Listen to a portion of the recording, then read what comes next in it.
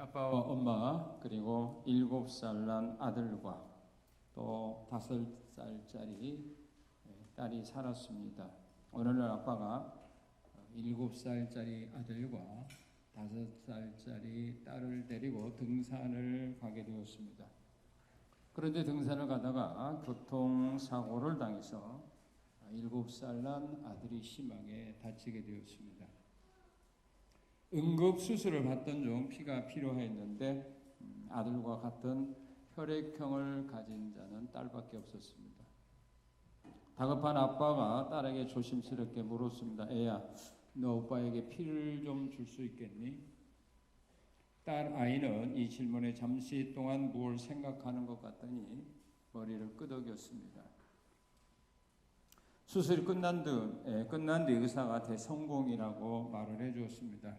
그런데도 그때까지 딸아이는 침대 위에 가만히 누워 있었습니다. 아빠가 딸에게 찾아가서 네 덕분에 오빠가 살게 되었다.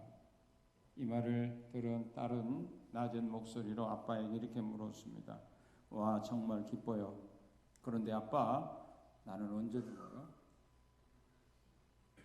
딸의 말을 듣고 아버지가 깜짝 놀라 물었습니다. 죽다니 네가 왜 죽니? 아빠, 피를 뽑으면 죽는 거 아니에요? 잠시 숙연한 침묵이 흐르는 아빠가 입을 열었습니다. 그리고 딸에게 물었습니다. 그러면 너는 죽는 줄 알면서도 오빠에게 피를 주었단 말이냐? 예, 저는 오빠를 사랑하거든요. 사랑이 무엇입니까? 사랑은 받는 것이죠. 그래, 말은 잘하죠. 사랑은 주는 거죠. 하나님께서도 세상을 사랑하셨기 때문에 그의 아들을 세상에 보내주셨다라고 말합니다. 부모는 자녀를 사랑하기 때문에 아끼지 아니하고 자녀에게 필요하다고 생각하는 것을 제공해 줍니다. 예수님께서도 죄인들을 사랑하셨기 때문에 자신의 살과 피를 아끼지 않고 우리에게 주셨습니다. 예수님은 새 계명으로 내가 너희를 사랑한 것처럼 너희도 서로 사랑하며 살아가야 된다라고 우리에게 말씀하셨습니다. 예수님으로부터 누구보다도 더 많은 사랑을 받았던 제자 요한도 오늘 본문 말씀을 통하여 성도들이 그렇게 말합니다. 우리 서로 사랑하자. 우리 서로 사랑하며 살자. 왜 예수님을 믿고 죄사함 받고 구원받은 믿음의 사람들은 신앙생활하면서 세상을 살아가면서 싸우거나 다투지 말고 왜 서로 사랑하며 살아가야 할까요? 그 진리를 오늘 해주신 하나님의 말씀은 우리에게 가르쳐 줍니다. 왜 사랑하며 살아가야 되는가? 오늘 교회가 오늘 주신 하나님의 말씀을 진심으로 하나님이 우리에게 주신 말씀으로 믿고 이 말씀대로 순종한다면 오늘 교회 안에서 싸움, 분쟁, 다툼 있을 수가 없는 겁니다. 교회 안에서 이런 일들이 발생하고 있다고 하는 증거는 그들이 신앙생활을 바로 하지 못하고 있다는 말입니다. 그들이 하나님으로 인정하지 않고 하나님이 주신 하나님의 말씀을 하나님의 말씀으로 인정하지 아니하고 있다고 하는 증거들입니다. 왜 예수님은 우리를 향하여 사랑하라고 말했을까? 왜 사도 바울은 믿음의 사람들에게 서로 사랑하며 살아가라고 말씀하고 있을까? 이 사랑은 해도 되고 하지 않아도 되는 것은 아닙니다. 예수를 믿고 구원받은 사람들이라면 사랑을 해야만 합니다. 만약 그들이 사랑의 열매를 맺지 못한다면 그들은 하나님께 속한 자들이 아니기 때문입니다. 그들은 거짓말쟁이들이기 때문입니다. 그래서 사랑하지 않고 사는 겁니다. 왜 사랑해야 되는가? 오늘 본문을 통해서 하나님은 우리에게 자세하게 가르쳐 줍니다. 왜 사랑해야 되는가? 이것은 선택 과목이 아닙니다. 이건 필수입니다. 이것은 해야만 합니다. 왜 우리가 사랑을 해야만 하는가? 오늘의 말씀을 통해서 우리에게 자세하게 가르쳐 줍니다. 자, 그러면 우리가 사랑할 때 어떤 사랑을 해야 될까? 어떻게 사랑해야 될까? 세상의 사람들이 하는 그런 사랑이 아닙니다. 오늘 하나님이 원하는 사랑은 사람들이 원하는 사랑과 질적으로 차이가 있습니다. 그 사랑을 해야만 우리 하나님이 인정하는 사랑이 됩니다. 이 사랑을 성도가 해야 된다 그 말입니다. 교회 안에서 이런 사랑들이 이루어지고 이런 사랑들이 열매를 맺어야 한다 그런 말입니다. 오늘 교회가 정말로 우리 예수님이 원하는 이런 사랑을 맺는다면 오늘 교회가 이렇게 싸우지 않습니다. 성도끼리 싸우지 않습니다. 미워하지 않습니다. 모함하지 않습니다. 분쟁하지 않습니다. 성도들끼리 당을 지을 수가 없습니다.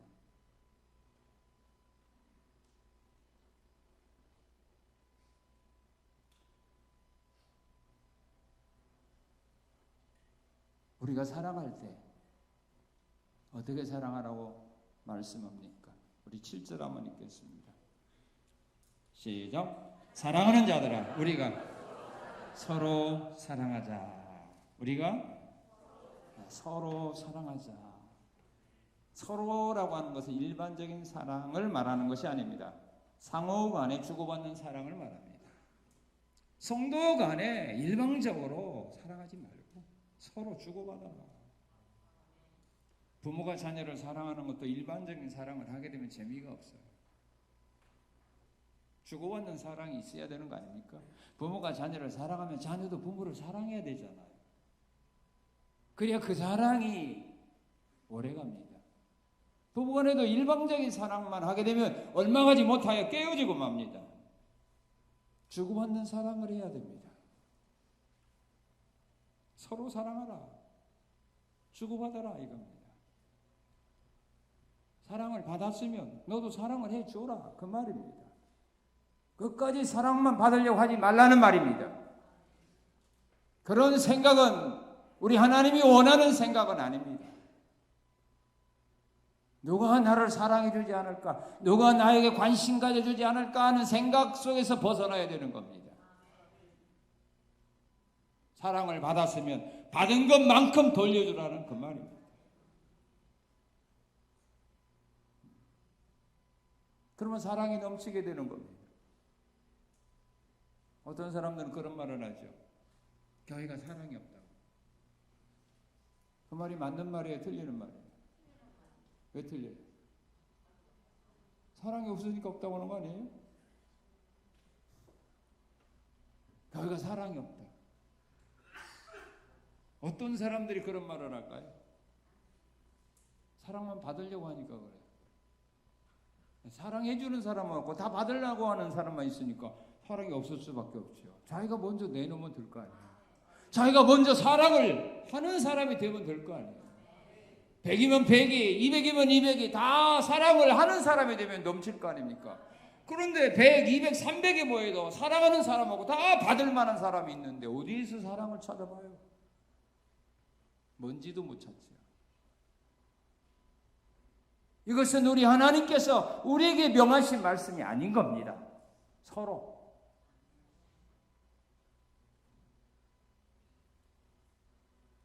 사랑하는데 어떻게 사랑하라고 말합니까?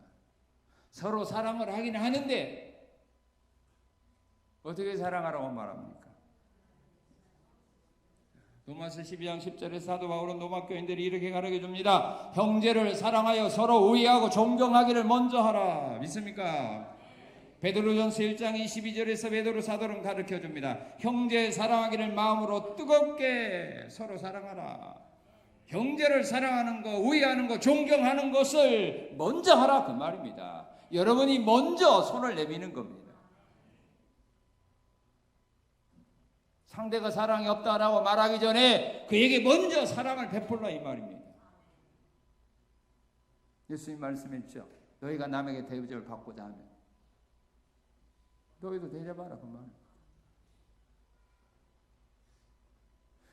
상대에게 여러분들이 사랑이 없다라고 말하기 전에 먼저 그 사람에게 사랑을 베풀어 주라 이 말입니다. 사랑으로 그 마음을 녹여주라 이 말입니다. 그러면 그 사람이 나에게 사랑 안 베풀겠습니까? 다른 사람은 몰라도 나에게는 베풀어 줄 거 아닙니까?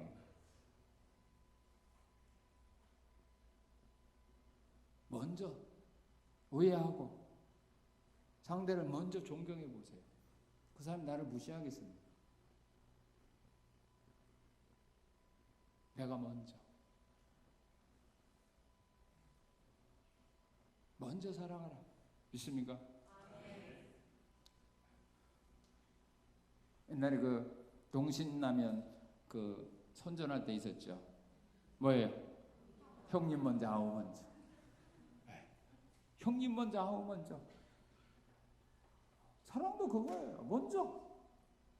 먼저 하라 이거예요. 부부간에도 마찬가지겠죠.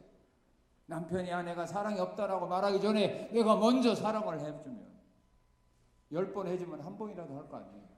그럼 됐지. 100번 해주면 한 번이라도 해줄 거 아닙니까? 그럼 된 거 아니에요. 그걸로 만족하면 될 거 아닙니까? 사랑은 뭐라고요? 사랑은 받는 거 주는 거. 그럼 됐잖아요. 100번 줬다고 한 번 받으면 그것도 남는 장사 아니에요? 한 번도 안 줘도 되잖아요. 서로 사랑하라. 그리고 어떻게 사랑하라고 말합니까? 요한복음 13장 34절에서 예수님이 이렇게 말씀합니다. 내가 너희를 사랑한 것처럼 너희도 서로 사랑하라. 새 계명을 너희에게 주노니 서로 사랑하라. 내가 너희를 사랑한 것처럼 너희도 서로 사랑하라. 내가 너희를 사랑한 것처럼 그 사랑입니다. 부모님이 나를 사랑한 것처럼 사랑하는 것이 아니라 예수님이 나를 사랑한 것처럼 그 사랑하라는 이 말입니다. 성도 간에는 이 사랑이 필요합니다. 예수님이 우리를 어떻게 사랑했습니까? 아끼지 않고 자기의 모든 걸 다 주셨습니다. 살과 피를 다 주셨습니다. 요한복음 13장 1절에 보게 되면 제자들을 사랑하되 끝까지 사랑했다고 말합니다. 그 제자들이 누굽니까? 조금 있으면 자기를 부인하고 저주하고 팔아먹고 도망갈 사람들입니다. 그걸 주님은 아시면서도 사랑해 주었습니다. 여러분 같으면 사랑해 주겠어? 이 사람은 나를 배신하고 갈 거야. 이 사람은 나를 팔아먹을 사람이야. 그거 알면 사랑해 주겠습니까? 무슨 놈은 사랑이야. 보기도 싫던데. 그런데 예수님은 그걸 알면서도 제자들 사랑했어요. 제자들이 발을 씻어 주었어요. 그게 예수님이 우리를 사랑한 사랑입니다. 여러분 사랑하다가 실망한 일 있죠? 사랑하다가 상처받은 일 있죠? 대답 오네. 사랑하다가 시험 든 일 있죠? 있어요, 없어요? 여기서 비밀 안 새. 있지요? 왜 그랬어요? 왜 사랑하다가 시험 들고 상처받아요? 왜 사랑하다가 실망해요? 왜요? 예수님이 나를 사랑한 사랑을 내가 안 했다는 증거야. 그걸 깨달으라는 거예요. 너 지금 사랑하긴 하는데 내가 너를 사랑한 건 그 사랑 아니야. 그 네가 원하는 인간적인 사랑이지 내가 너에게 베풀어준 그 사랑은 너 안 하고 있어 지금. 그걸 우리가 모르니까 주님이 깨달으라고. 사랑하다가 시험 들고 상처받는 거예요.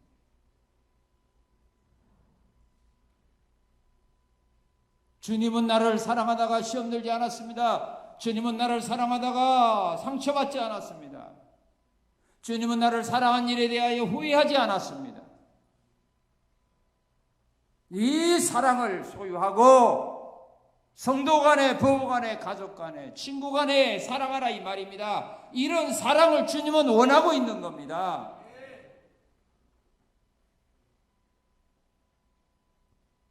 이런 사랑을 하라는 거지. 세상 사람들이 하는 그런 사랑이 아닌 겁니다.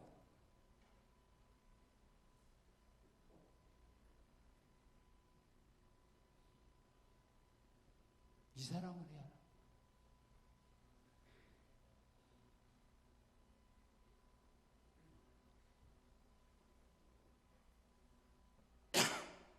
사도 바울은 에베소 교회 성도들에게도 그렇게 가르쳐 줍니다. 그리스도께서 너희를 사랑하신 것 같이 너희도 사랑 가운데서 행하라. 바울 사도는 갈라디아 2장 20절에서 이런 고백을 합니다. 내가 사는 것은 나를 위하여 자신을 버리신 하나님의 아들을 믿는 믿음 안에서 내가 세상을 사는 거다. 그래서 바울 사도도 예수님의 사랑을 베풀며 살아간 겁니다. 자기를 배신하고 자기 곁을 떠난 사람들 미워하지 않고 살았습니다. 그것이 바로 예수님의 사랑이기 때문입니다. 우리는 이 사랑을 회복해야 됩니다. 그리고 또한 우리가 해야 될 사랑은 어떤 사랑인가? 누가복음 10장 27절에 보게 되면 한 율법교사가 예수님께 와서 그렇게 질문합니다. 선생님, 내가 무슨 일을 해야 영생을 받습니까? 라고 할 때 주님이 그렇게 가르쳐 줍니다. 마음을 다하고 목숨을 다하고 힘을 다하고 뜻을 다하여 주 너희 하나님을 사랑하고 또한 이웃을 내 자신과 같이 사랑하라. 내가 나를 사랑하는 것처럼만 사랑하라 이 말이에요. 자기가 자기 자신을 사랑한 것처럼만 사랑하라 이 말이에요.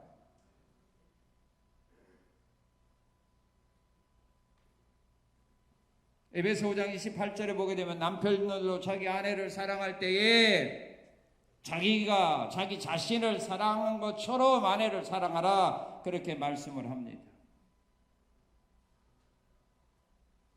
율법이 사랑 안에서 이루어졌다고 갈라디아 5장 14절은 말합니다. 온 율법은 내 이웃 사랑하기를 내 자신같이 하라 하신 말씀에서 이루어졌다. 하나님이 우리에게 요구하는 사랑의 수준은 그겁니다. 내가 나를 사랑하는 것처럼만 사랑하라. 그럼 문제될 거 하나도 없겠죠. 그 문제될 거가 없어요.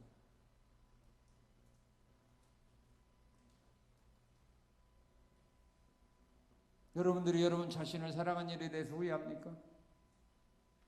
후회합니까? 여러분들이 여러분 자신을 사랑하는 일에 대해서 아끼는 거 있습니까? 그것이 바로 우리 예수님이 오늘 우리에게 요구하는 사랑이라 그 말입니다. 교회 안에서 그런 사랑을 베풀며 그런 열매를 맺으며 살아가라는 말씀입니다. 이런 사랑을 하지 아니하는 사랑은 우리 하나님께서 인정하지 않습니다. 나는 만족하고 사람들은 좋아할지라도 하나님은 인정하지 않습니다. 사랑했다고 하나님은 인정하지 않습니다. 왜? 말씀에서 어긋난 사랑이기 때문입니다. 그렇다면 우리는 왜 이런 사랑을 베풀며 살아가야 될까요? 그 이유를 알아야 될 거 아닙니까? 왜 하나님은 우리에게 이런 사랑을 서로 행하며 살아가라고 우리에게 말씀할까요?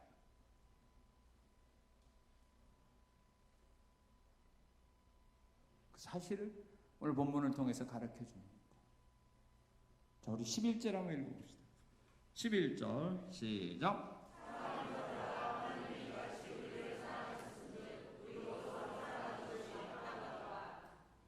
19절 시작.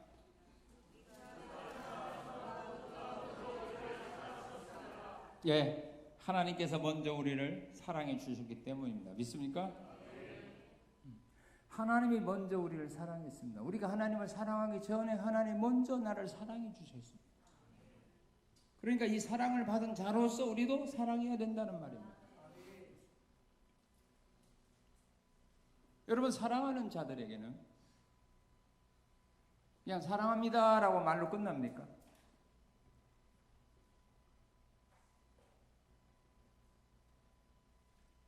사랑합니다. 그걸로 끝나버립니까?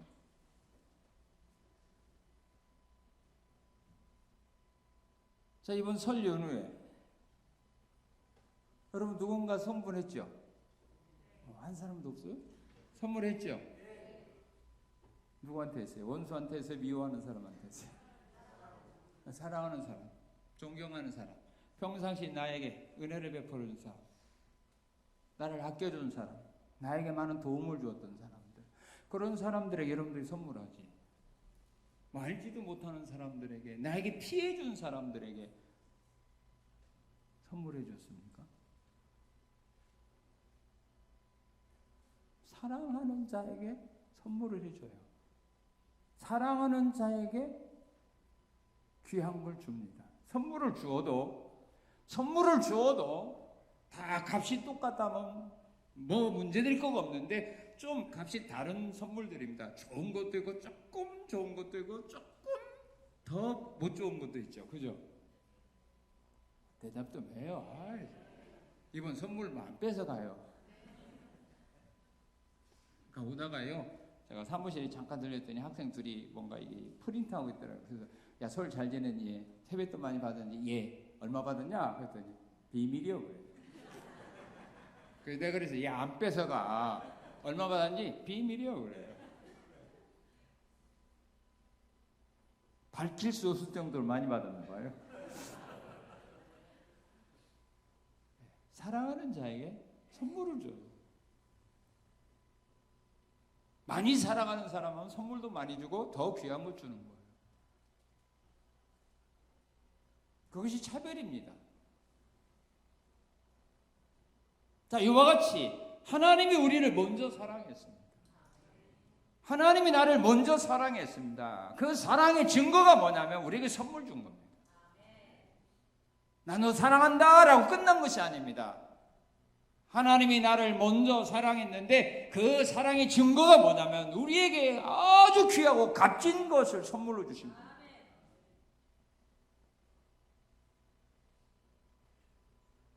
자, 오늘 본문 14절을 보십시오. 어떤 선물을 줬는가? 하나님이 나를 사랑해서 우리에게 선물 줬는데, 자, 14절 한번 읽겠습니다. 어떤 선물 줬는가? 시작.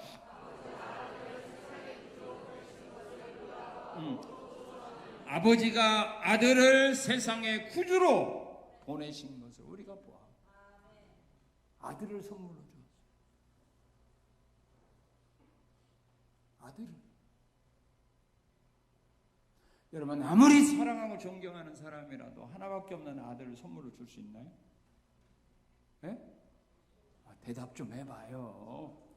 줄 수 있나요? 10명이라도 하나 줘요?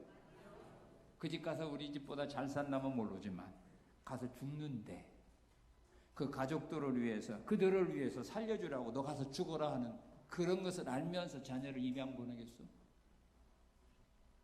세상에 그런 부모가 어디 있습니까? 근데 우리 하나님은 세상에 보내면 자기 아들이 죽어. 그걸 알아. 그런데도 우리에게 보내주신 거예요. 우리 요한복음 3장 16절 다 같이 한번 암송 한번 하겠습니다. 시작. 하나님이 세상을 이처럼 사랑하사 뭐예요? 독생자를 주셨어요. 믿습니까? 세상을 사랑했기 때문에 독생자를 주신 거예요. 여러분들이 사랑하는 자에게 선물을 주는 것처럼 하나님이 세상을 사랑했기 때문에 우리에게 선물을 주는데 금은보화를 준 거가 아니라 자기 아들을 선물로 주신 거예요.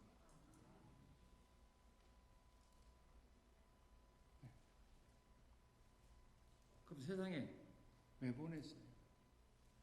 우리에게 왜 선물로 준지 아세요? 우리 10절 읽어봅시다. 10절 시작. 사랑은 여기 있으니 우리가 하나님을 사랑하는 것이 아니요 하나님이 우리를 사랑하사 우리 죄를 속하기 위하여 무슨 제물로? 화목제물로 우리 죄를 속하기 위하여 화목제물로 보내주셨다 그 말입니다. 화목제물은 죄로 인하여 하나님과 분리된 인간을 다시 하나님과 화목하기 위하여 하나님께 드리는 희생의 제물입니다. 우리가 범죄함으로 하나님과 원수되었잖아요. 이제 원수의 관계를 끊고 이제 우리에게 화목하고 싶었습니다. 사이좋게 지내고 싶었습니다. 그런데 하나님과 우리 사이에 죄의 벽이 가로막혀서 교제를 못하게 끊어버린 겁니다. 그래서 하나님은 그 죄의 벽을 무너뜨리기 위해서, 그리고 다시 우리가 화목하기 위해서, 사이좋게 지내기 위해서 자기 아들을 화목제물로 보낸 겁니다. 희생의 제물로 보낸 겁니다. 가서 죽으라고. 저 아담의 후손들과 나 이제부터는 원수로 살지 않고 나 이제부터는 화목하며 사랑하며 살기를 원한다. 그래 너 좀 가서 죽어라. 그 말입니다. 그 정도로 하나님은 우리를 사랑하신 겁니다. 이것을 우리가 원해서 베풀어 준 것 아닙니다. 하나님이 알고 우리에게 필요한 것이 무언가 알고 이 사랑을 먼저 베풀어 준 겁니다. 이거 우리는 깨달아야 됩니다. 하나님이 그만큼 나를 사랑하셨다는 증거입니다. 그런데 뭐 사소한 거 응답해 주지 않는다고, 뭐 조그마한 거 그거 뭐 하나님이 나에게 허락해 주지 않는다고 하는 말들이 뭐라고 말합니까? 하나님은 나를 버렸나 봐. 옛날에는 나 많이 사랑했는데 요즘은 하나님이 나 안 사랑하는 것 같아.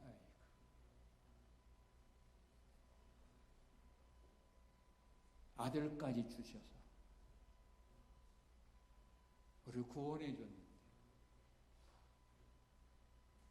그 사랑이 어디 간 줄 아십니까? 안 변했어요. 그리고 하나님은 우리를 사랑하셔. 먼저 우리에게 선물 줬어요. 무슨 선물 줬어요? 성령을 선물로 주셨습니다. 자, 우리 13절 한번 읽겠습니다. 13절 시작. 그의 성령을 우리에게 주심으로 우리가 그 안에서 거하고 그가 우리 안에 거하는 줄을 아느니라. 성령을 우리에게 선물로 주셨습니다. 로마서 5장 5절에 보게 되면 우리에게 주신 성령으로 말미암아 하나님의 사랑이 우리 안에 부음바 되었다라고 말합니다. 요한 사도행전 2장에 보게 되면 불같은 성령의 은혜를 주심으로 말미암아 그들이 맡은 사명을 바로 감당하게 하셨습니다. 에스겔 36장 27절에 보게 되면 하나님의 성령을 우리에게 허락해 주셔서 우리로 하여금 하나님의 말씀대로 지켜 행할 수 있도록 성령의 은혜를 우리에게 주신 겁니다. 그래서 우리가 하나님의 말씀을 듣게 되고 깨닫게 되고 믿게 되고 하나님의 말씀대로 따라 행하는 것은 하나님 우리에게 성령을 주셨기 때문에 가능한 일들입니다. 우리의 노력으로 우리가 믿음 좋아서 행하는 것이 아닙니다. 성령님이 우리를 이끌어주기 때문에 가능한 일입니다. 성령을 우리가 어떻게 누구한테 선물로 받습니까? 하나님밖에 없습니다. 돈 주고 살 수 없는 이 하나님의 성령을 우리에게 선물로 주신 겁니다. 왜요? 나를 사랑했기 때문에. 사랑했기 때문에. 그리고 에베소 2장 8절에 보게 되면 우리에게 믿음을 선물로 주신 겁니다. 왜 믿음을 선물로 주셨죠? 구원받아라. 우리가 구원받는 것은 믿음으로 받습니다. 그런데 그 믿음은 우리에게서 나는 것이 아니라 하나님의 선물입니다. 믿습니까? 믿음은 하나님의 선물입니다. 우리에게 믿음을 줄 수 있는 분은 하나님밖에 없습니다. 사람은 줄 수가 없어요. 부모는 자식에게 믿음을 선물로 줄 수가 없어요. 부모가 자식에게 믿음을 선물로 줬다면 얼마나 좋을까요? 남편이 아내에게, 아내가 남편에게 믿음을 선물로 줄 수가 없어요. 이 세상 어느 누구도 믿음을 선물로 줄 수 있는 분은 없어요. 하나님밖에 없어요. 그래서 제자들이 주님의 말씀을 듣고 그 말씀대로 살아갈 수 없는 자신들의 믿음의 부족함을 깨닫고 그들이 예수님께 그렇게 기도합니다. 주여 우리에게 믿음을 더하소서.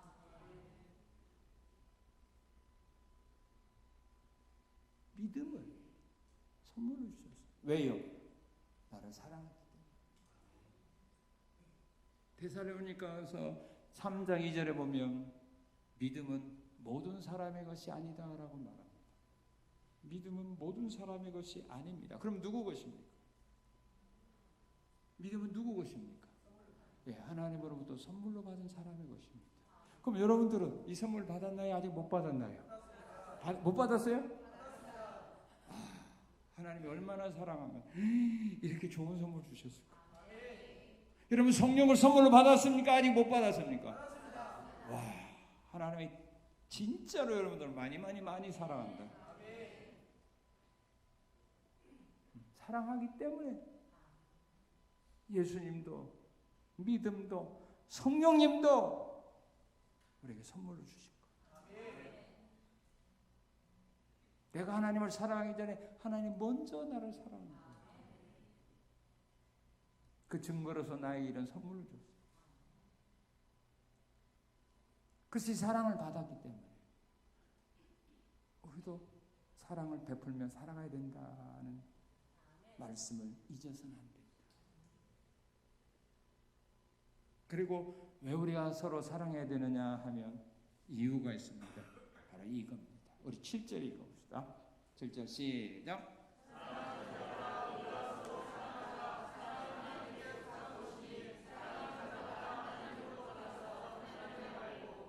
예, 사랑은 하나님께 속한 겁니다.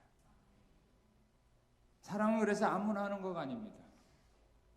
사랑은 아무나 하는 거가 아닙니다. 사랑은 하나님께 속한 사람만 하는 사랑입니다. 하나님께 속한 사람이 사랑을 할 수 있어요. 인간적인 사랑 말고요. 세상 사람들은 그런 사랑 말고 우리 하나님 원하는 이런 사랑입니다. 이런 사랑은 하나님께 속한 사람만 하는 겁니다. 그러므로 누가 이 하나님께서 원하는 사랑을 할 수 있느냐 하면은 바로 10절에 말하는 대로 누구라고 했어요? 하나님으로부터 난 사람. 여기 낳다는 말은 부모가 자녀를 낳는 것과 똑같은 겁니다. 하나님이 우리를 낳는 겁니다. 요한복음 3장에 보면 물과 성령으로 거듭나게 하는 겁니다. 하나님 우리를 새 사람으로 변화시켜주는 사람입니다. 이런 사람만이 우리 하나님께서 원하는 사랑을 할 수 있다. 그 말입니다. 누가복음 19장에 보게 되면 여리고성의 삭개오가 주님을 만난 후에 그가 변화되었습니다. 새 사람으로 변화되었습니다. 그러자 딱 그가 주님께 한 말이 있습니다. 내 재산의 절반을 팔아서 가난한 사람에게 나눠줄 거고 내가 만약에 남의 재산을 탈취한 거가 있다면 내가 4배로 배상해 주겠습니다. 하나님으로부터 태어난 사람은 변화되게 됩니다. 남을 사랑하는 사람으로 변화되게 됩니다. 자, 우리 요한 1서 5장 1절을 한번 읽어보겠습니다. 시작. 예수께서 그리스도인 믿는 자마다 하나님께로부터 난 자니 또한 낳으신 이를 사랑하는 자마다 그에게서 난 자를 사랑하느니라. 하나님으로부터 난 사람은 그를 낳으신 하나님을 사랑하게 되고 또 같은 형제를 사랑한다 이 말이에요. 하나님으로부터 난 사람은 하나님 사랑하고 또 하나님으로부터 난 형제를 사랑하며 산다 이 말씀입니다. 그러면 여러분들은 하나님으로부터 난 사람인 것 같아요? 앞으로 날 사람이야 돼요? 난 사람이에요? 어떻게 알아요? 하나님이 사랑하느냐? 사랑한다면 낫어요. 또 하나님으로부터 난 다른 형제를 사랑하느냐? 성도를 사랑하느냐? 사랑한다면 그 사람 하나님으로부터 난 사람이에요. 그게 열매예요. 내가 하나님으로부터 낳느냐? 내가 하나님의 자녀가 되었느냐? 내가 하나님께 속한 사람이 되었느냐? 아니냐 하는 것을 아는 것은 바로 이거예요. 하나님 사랑, 형제 사랑. 그거 열매예요.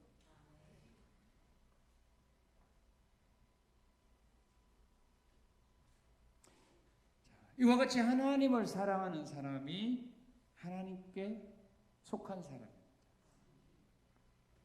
그리고 하나님께 속한 사랑을 할 수 있습니다.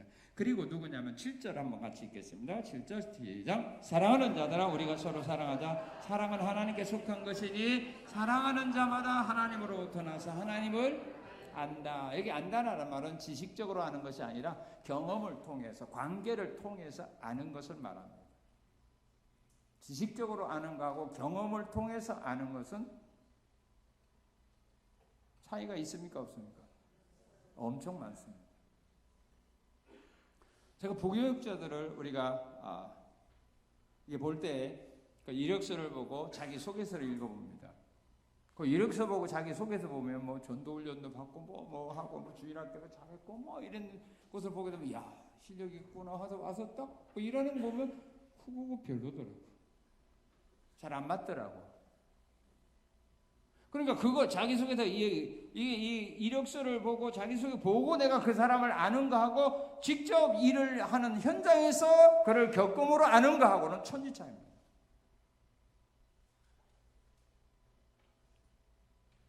여러분 부부간에도 마찬가지입니다. 부부간에도 요즘은 뭐 보통 연애결혼을 많이 하지만 옛날만 해도 중매가 많았죠. 아이 좀 대답 좀 해요. 중매계는 뭐 한 것이 그게 흠입니까? 중매가 많았죠. 중매할 때 보면 그 사람 모르니까 중매하는 사람이 뭐 총각은 어떻고 뭐 신부는 어떻고 이렇게 딱 얘기하면은 내 성격이 맞겠네. 그 사람하고 뭐 장가가고 시집가면 미래가 행복하겠네. 그래서 이제 여러분들이 만나는 거 아닙니까? 그죠? 만나잖아요. 들은 대로만 들으면 얼마나 좋아요. 근데 막상 결혼해서 사니까 어때요? 괜찮아요. 뭐 지금 뭐 이혼하겠어? 뭐 지금 실망했다고 해서 뭐 그럼 이혼합시다 하겠어? 새끼도 있는데 살 만큼 살았는데 안 그래요? 그죠? 어때요? 그때 말 들은 거하고 직접 결혼 생활을 하다 보니까 어때요? 말보다 더 좋은 점이 많아요? 그 다음 말 안 하겠어요. 살면서 부딪히면서 같이 일하면서 거기에서 체험하고 거기에서 깨닫는 것이 진짜라 이 말이에요.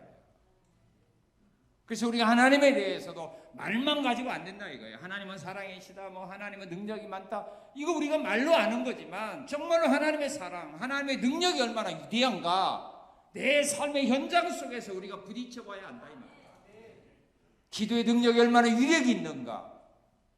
그것도 내가 기도 생활을 통하여 응답을 받아봐야 기도의 능력과 그 권능을 아는 거예요. 안 해본 사람, 응답받지 못한 사람은 기도가 뭔가를 몰라요. 그래서 안 하는 거예요.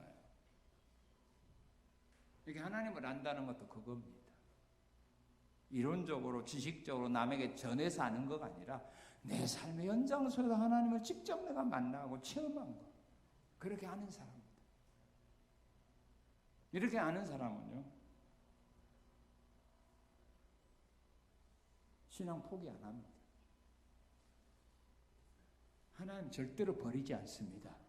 지식적으로 알기 때문에 하나님을 버리는 거예요. 그리고 하나님을 알지 못하는 사람은요 하나님께 속한 사랑을 할 수 없다고 8절에 말합니다. 우리 8절 한번 읽어봅시다. 사랑하지 아니하는 자는 하나님을 알지 못하나니 이는 하나님은 사랑이시다. 하나님을 알지 못하는 사람은 하나님이 원하는 사랑을 할 수가 없어요. 사람은 둘 중에 하나입니다. 하나님께 속했느냐? 마귀에게 속했느냐? 마귀에게 속한 사람은 하나님이 원하는 사랑을 할 수 없습니다. 요한복음 8장 44절에 보게 된 마귀는 거짓말쟁이요 살인자라고 말했습니다. 그래서 마귀에 속한 사람은 거짓말을 잘합니다. 죄를 잘 짓습니다. 비방을 잘합니다. 험담을 잘합니다. 자꾸 싸우려고만 합니다.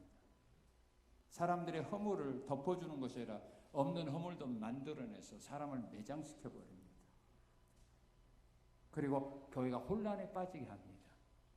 좋은 말보다 나쁜 말만 만들어냅니다. 이게 마귀에 속한 사람이에요. 그러면 교회가 왜 사랑하는 성도들이 서로 사랑하며 서로 존경하며 우애하며 살아가야 되는데 왜 시기 질투하며 왜 싸우며 당지으며 왜 비방하며 살아갑니까? 그 이유는 하나님께 속한 자와 마귀에게 속한 자가 교회 안에 같이 생활하고 있기 때문입니다. 그 교회에 속하 있는 모든 성도들이 다 하나님께만 속한 사람들이라면 싸울 이유가 없죠.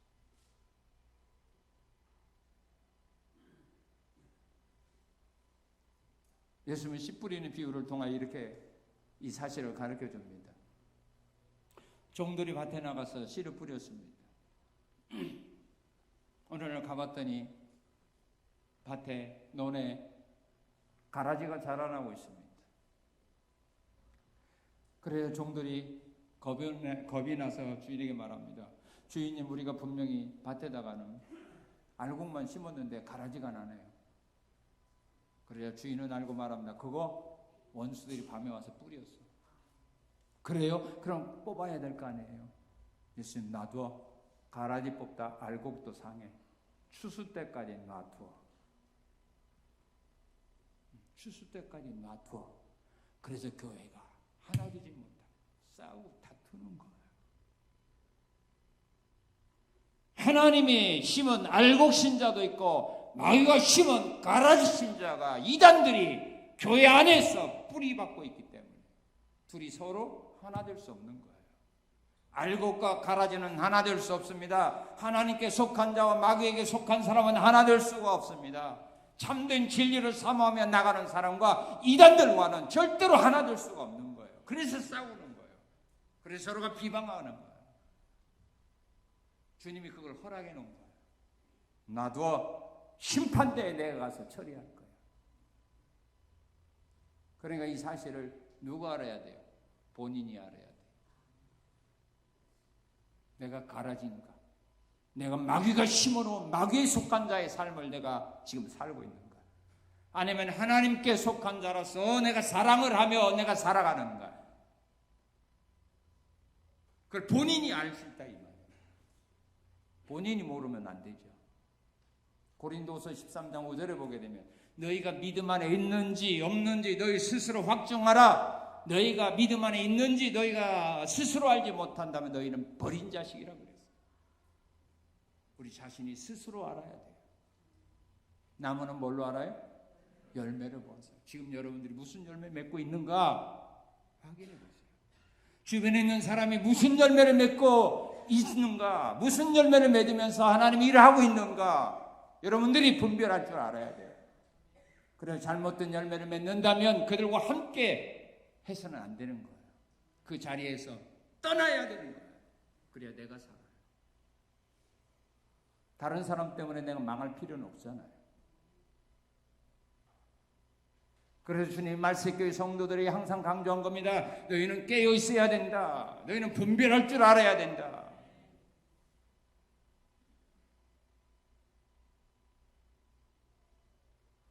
사랑은 하나님께 속한 겁니다. 그래서 하나님께 속하지 않은 사람은 사랑할 수가 없어요. 왜 우리가 서로 사랑해야 돼요? 여러분 하나님을 사랑합니까?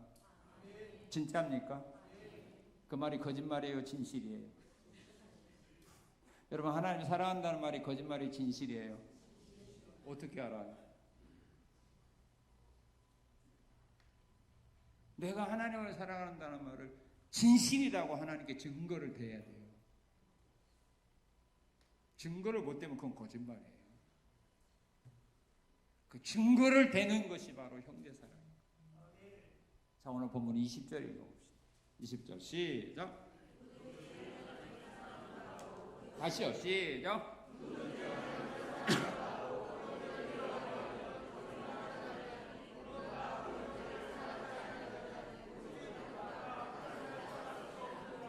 예, 하나님을 사랑한다는 말이 거짓말이 아니라는 사실을 하나님께 보여주기 위해서 형제를 사랑해야 된다. 눈에 보이지는 형제를 사랑하지 못하는 자가 보이지 않는 하나님을 사랑한다는 말, 그건 거짓말이라 주님 그렇게 말합니다. 보이는 사람도 사랑 못하는데 어떻게 안 보이는 하나님을 사랑해?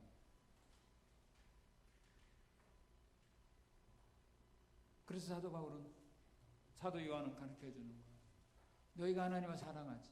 그럼 그 말이 거짓말이 아니고 진실이라는 것을 보여줘. 그것이 바로 보이는 형제를 사랑하는 거야. 보이는 형제를 사랑하는데 어떻게 사랑해요?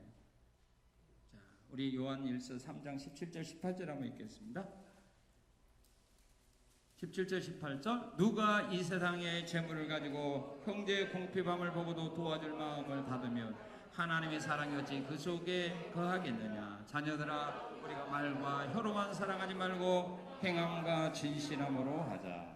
궁핍한 형제를 모았을 때는 도와줘라. 그것이 하나님의 사랑이 여러분들의 마음에 있다는 증거다. 그리고 두 번째는 어려운 일을 만난 사람들에게 사랑과 관심을 베풀어 주는 겁니다. 마태복음 25장에 보게 되면 양과 같은 성도들에게 주님은 말씀합니다. 내가 어려울 때, 내가 헐벗을 때, 옥에 있을 때, 감옥에 있을 때, 낙원에 되었을 때, 내가 배고플 때, 목마를 때 너희는 나에게 먹을 것도 주고 위로해 주었고 입을 것도 주고 잠자리를 제공해 줘. 그럴 때 그들이 말하면 우린 주님께 그렇게 한 일이 없는데요. 아니야. 여기 있는 지기장은 소자하게 하는 것을 혼되게 한 거야. 어려운 일을 만난 사람들에게 사랑과 관심을 가지고 대하는 것. 이것이 바로 하나님을 사랑한다는 증거다. 내가 하나님을 사랑한다는 말이 거짓말이 아니라는 증거다. 그리고 하나님을 사랑한다는 것이 거짓말이 아닌 것은 뭘로 보여주었냐 하면은 하나님의 말씀을 지켜야 합니다. 요한복음 14장 15절에 너희가 나를 사랑하며 나의 계명을 지키라. 요한복음 14장 21절에 너희가 나의 계명을 지키는 자가요 나를 사랑하는 자다. 나의 계명을 지키는 자예요 나를 사랑하는 자다. 요한복음 14장 23절에 보게 되면 사람이 나를 사랑하면 내 말을 지키리라. 사람이 나를 사랑하면 내 말을 지키리라. 요한복음 14장 24절에 보면 나를 사랑하지 아니하는 자는 내 말을 지키지 아니하리라. 나를 사랑하지 아니하는 자는 내 말을 지키지 않고 나를 사랑하는 자는 내 말을 지키리라. 여러분은 하나님을 사랑합니까? 사랑하지 않습니까? 사랑한다면 하나님의 말씀을 지키라 이 말이에요. 예수님을 사랑한다라고 말하면서도 하나님이 나에게 주신 말씀을 내가 지키지 않는다면 여러분들이 하나님을 사랑한다는 그 말은 거짓말이라는 말이에요. 우리가 하나님 앞에 얼마나 거짓말을 많이 하고 삽니까? 하나님을 사랑한다고 하면서도 마음으로 용서하지 못하는 삶이 얼마나 많아요. 내 눈에 흙이 들어와도 나는 용서할 수 없어. 왜 그런 말 합니까? 그는 하나님께 속한 자가 아니라 마귀에게 속한 자이기 때문에.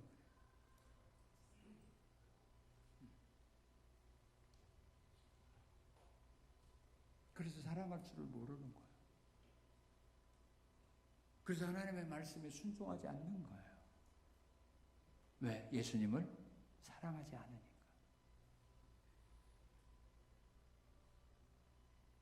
어느 교회가 하나님의 말씀을 사랑을 잘 안 해요. 지키지를 않아요. 성도가 하나님의 말씀을 잘 지키지 않아요. 자기가 유익이 되면 지키고 손해 될 것 같으면 피해 될 것 같으면 모른 척 해버려요. 짓밟아 버려요. 이유가 뭘까요? 하나님을 사랑 안 해서 그래요. 사랑하기는 하는데 조금해서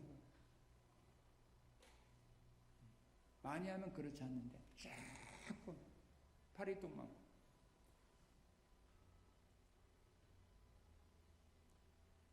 그래서 상대를 사랑하는 사랑이 조금 하는 사람은 시시로 변하잖아요. 그죠? 조금만 기분 나빠도 그냥 변해버리잖아요.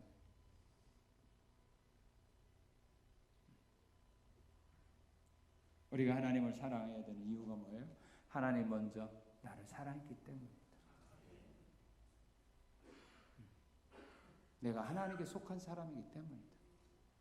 내가 하나님을 사랑한다는 말이 거짓말이 아니고 진실됨을 보여주는 것이 바로 형제를 사랑하는 거기 때문이다.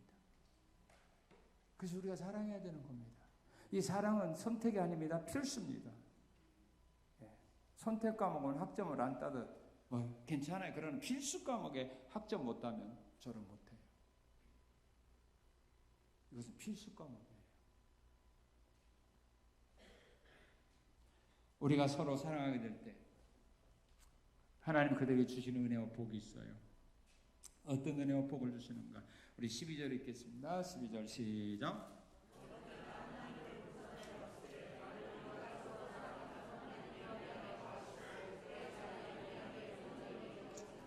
예, 우리가 서로 사랑하게 될 때는 하나님이 우리 가운데 거하십니다. 믿습니까? 요한복음 14장 23절에서 예수님은 약속했습니다. 내 말을 지키는 자에게 우리가 가서 거처를 그와 함께 하리라.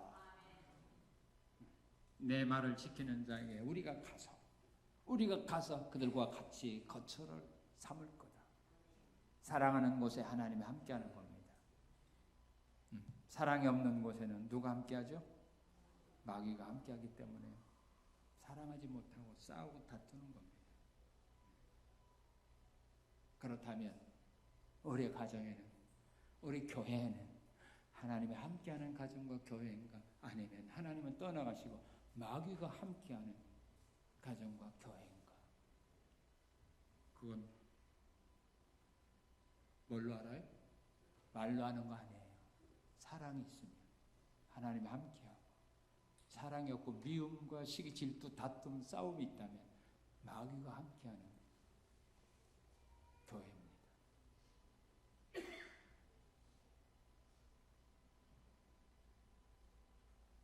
그리고 우리가 사랑하게 될 때 하나님 베풀 주신 은혜가 있는 어떤 은혜인가?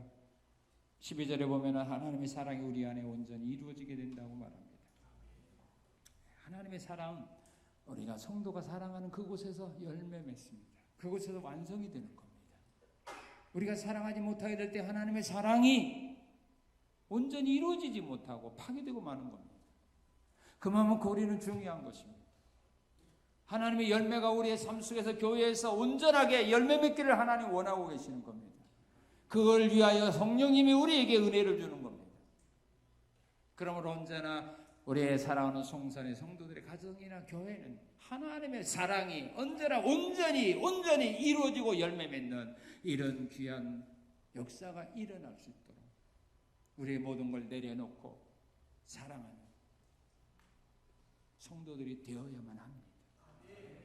그리고 어떤 복을 받느냐 하면 16절입니다. 16절 같이 읽겠습니다. 하나님이 우리를 사랑하시는 사랑은 우리가 알고 믿었노니 하나님은 사랑이시라. 사랑 안에 거하는 자는 하나님 안에 거하고 하나님도 그의 안에 거하시느니라. 우리가 하나님 안에 거하는 자가 됩니다. 여러분들이 하나님 안에 거한다는 증거가 뭡니까? 사랑하는 겁니다. 하나님이 내 안에 거한다는 증거가 바로 사랑하는 겁니다. 내가 하나님 안에 거한다는 증거가 바로 사랑하며 사는 겁니다. 지금까지 우리는 어떤 길을 걸어왔는가? 내가 하나님 안에, 하나님이 내 안에 거하는 그런 삶의 길을 걸어왔는가? 우리 교회가 그런 길을 걸어왔는가? 앞으로 우리 교회가 이런 길을 걸어가야 될 겁니다. 항상 하나님 우리 교회와 함께하고 또 나도 언제나 하나님의 은혜 안에 거하는 이런 아름다운 삶을 누리며 살아가야 됩니다. 우리 예수님이 원하는 것은 바로 그겁니다. 라오디게아교의 성도들이 원했던 것이 바로 그겁니다. 내가 너희의 마음의 문을 두드린다. 제발 문 좀 열어다오. 내가 너희에게 들어가서 너희와 더불어 먹고 마시기를 원한다. 이 주님의 소원을 이루는 것이 바로 사랑하는 겁니다. 내가 하나님 안에, 하나님이 내 안에 거하게 되는 복을 받습니다. 그리고 17절입니다. 17절 시작.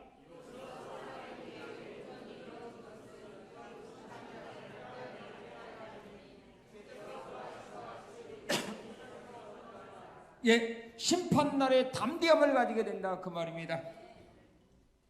심판이라고 하면 대부분의 사람들은 다 두려워합니다. 그런데 사랑하는 사람들은 심판날에도 하나님 앞에 담대하게 설 수 있다 그 말입니다. 왜? 하나님의 말씀을 지켰으니까, 하나님의 속한 자의 삶을 살아왔으니까 뭐가 두렵습니까? 그래서 담대함을 얻는 겁니다. 그리고 그들이 받는 복이 18절에 보면 두려움을 이기게 됩니다. 사랑하는 사람은 두려움이 없습니다. 사랑받는 사람은 두려움이 없습니다.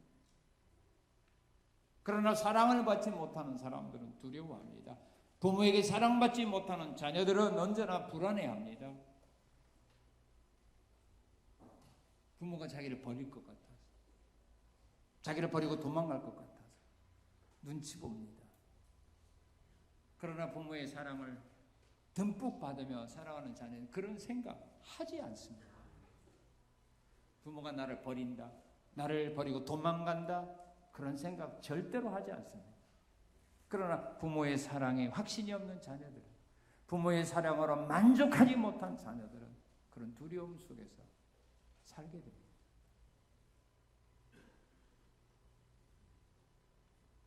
사랑하는 자에게 주님은 담대하게 살게 하고 두려움을 이기며 살아갈 수 있도록 은혜와 복을 주십니다. 우리의 마음에 담대함이 없다면, 두려움 속에서 우리가 벗어나지 못한다면 하나님이 원하는 사랑을 우리가 베풀며 살지 못하고 있다는 증거입니다.